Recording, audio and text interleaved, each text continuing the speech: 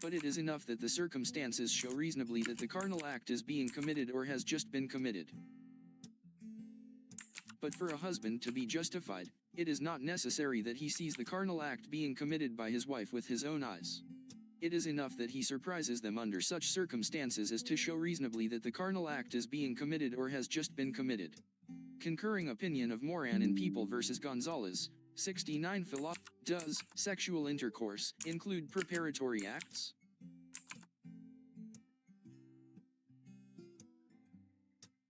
Suppose a married woman and her paramour entered a room alone, then, and thereafter undressed themselves, performed mutual acts of the character of lasciviousness all in prelude to the carnal act, and then and there the offended husband who saw all these things killed one or both of them. Is he entitled to the benefits of art? 247. The majority of the justices of the Supreme Court in the case of People v. Gonzalez, 69. Philosophy 66, believed that there must be actual sexual intercourse. But Justice Laurel in his dissenting opinion, asked, must the offended husband look on in the meantime and wait until the very physical act of coition takes place? This interpretation is far from being rational and certainly does violence to the reason and purpose of the law.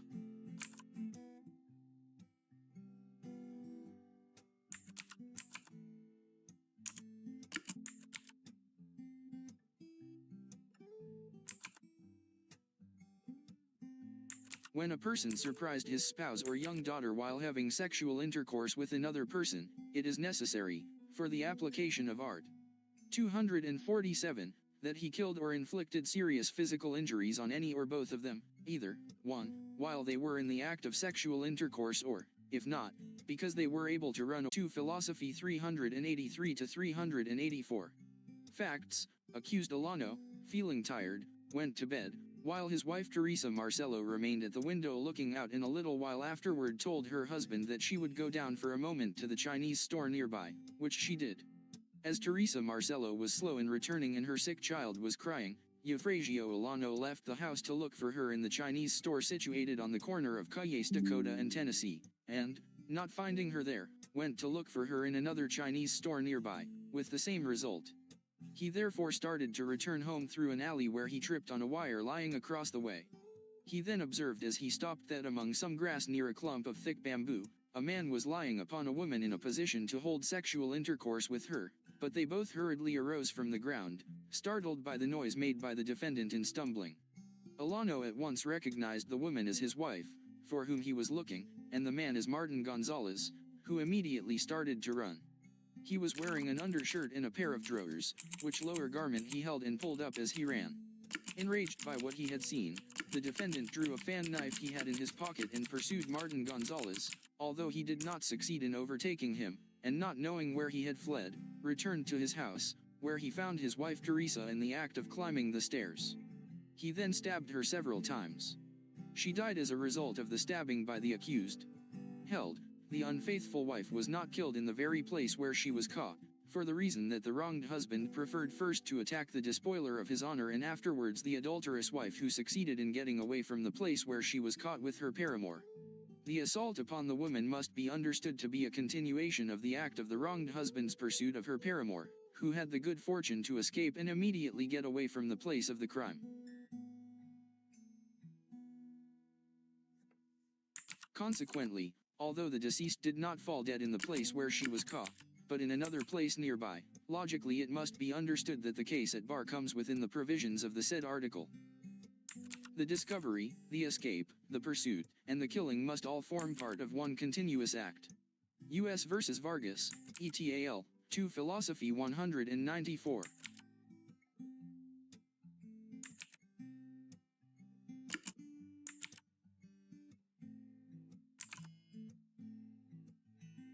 People v. Coraker. 79 Philosophy 672. Facts: when he was approaching the room, the accused heard low voices. He looked through a hole into the room and saw Lego on top of his, accused's, wife who was naked from the chest down. Then he unsheathed his bolo, slowly went up passing through the kitchen door, and as he was approaching the door of the room, Lego came out and he gave him a thrust. Upon being wounded, Lego jumped out of the window, but the accused pursued and killed him. Held, Art. 247 was applied and the accused was sentenced to destierro only. The killing must be the direct byproduct of the accused's rage.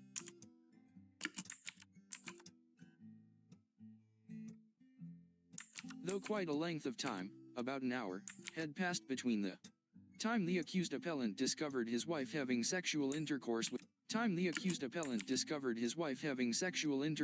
the victim and the time the latter was actually shot, the shooting must be understood to be the continuation of the pursuit of the victim by the accused appellant. The revised penal code, in requiring that the accused shall kill any of them or both of them immediately after surprising his spouse in the act of intercourse, does not say that he should commit the killing instantly thereafter.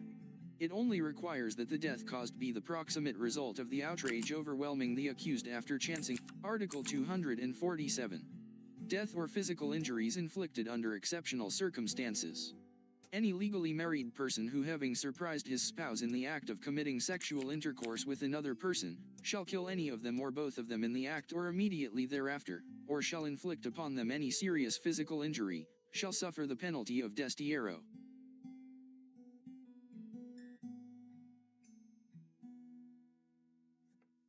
The killing of his spouse by the accused must be by reason of having surprised her in the act of sexual intercourse with another person.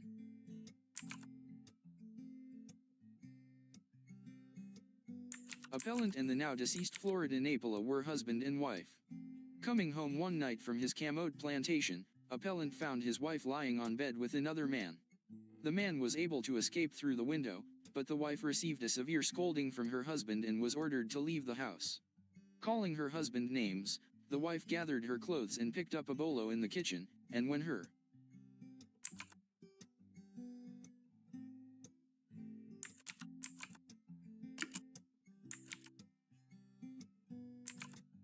husband followed her there, she attacked him with the bolo, wounding him twice in the abdomen. Wresting the bolo from his wife, appellant stabbed her with it in the breast. She died from her wound that same night. But appellant, though seriously wounded, survived, and is now being made to answer for the killing of his wife.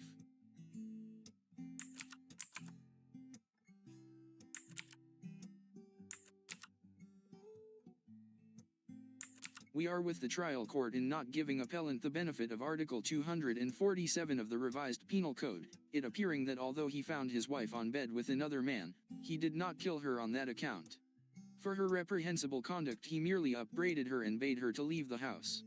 People v. Rabandaban, 85 Philosophy 636-637.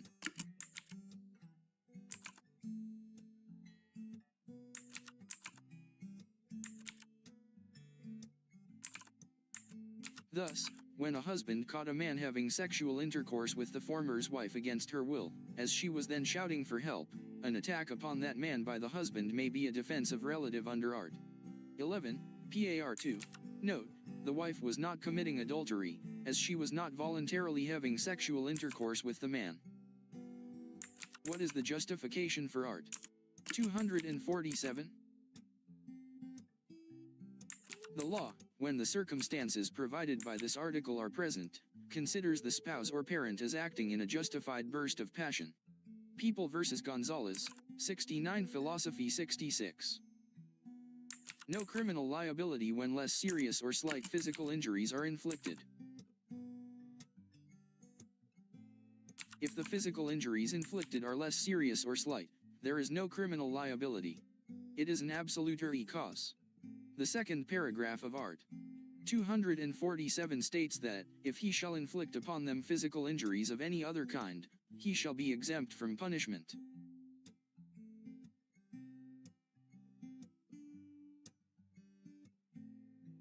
Liability for physical injuries suffered by third persons.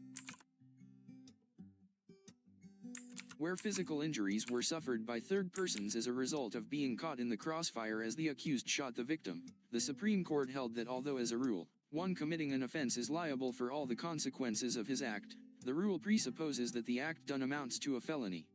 Art 4, Number 1, in the instant case, the accused was not committing murder when he discharged his rifle upon the accused. Inflicting death under exceptional circumstances is not murder. Therefore, the accused cannot be held liable for injuries sustained by third persons as a result thereof. People vs. Abarca, Supra.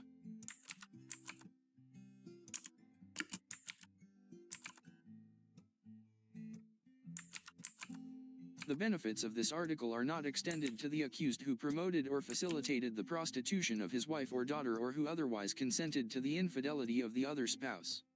Thus, a husband who, after he had learned from the very lips of his wife that she was in love with another man, signed a document wherein he ordered his wife to look for and live with another man, cannot claim the benefits of art.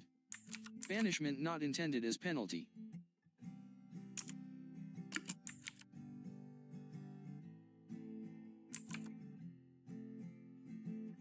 Art. 247, in effect, confers upon the offended spouse or parent the power to inflict the supreme penalty of death. The penalty of destierro is not really intended as a penalty but to remove the killer's spouse from the vicinity and to protect him or her from acts of reprisal principally by relative, in what cases is a person who committed parricide not to be punished with reclusion perpetua to death. They are 1. When parricide is committed through negligence. Art. 365. 2. When it is committed by mistake. Art. 249. 3. When it is committed under exceptional circumstances. Art. *247.